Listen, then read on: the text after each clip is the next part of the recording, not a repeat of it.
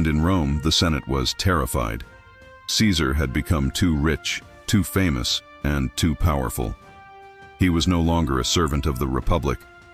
He was its rival.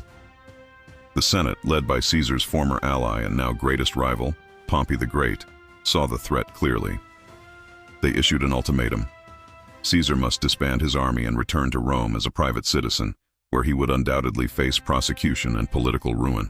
Caesar was trapped. To obey would mean the end of his career. To disobey would mean civil war.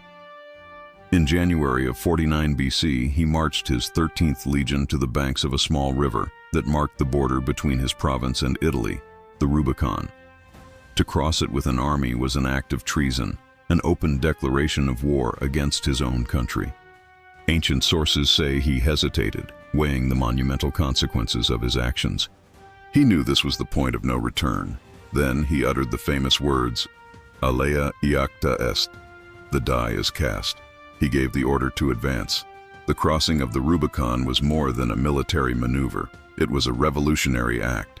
It was the moment one man's ambition was pitted directly against the 500-year-old traditions of the Roman Republic.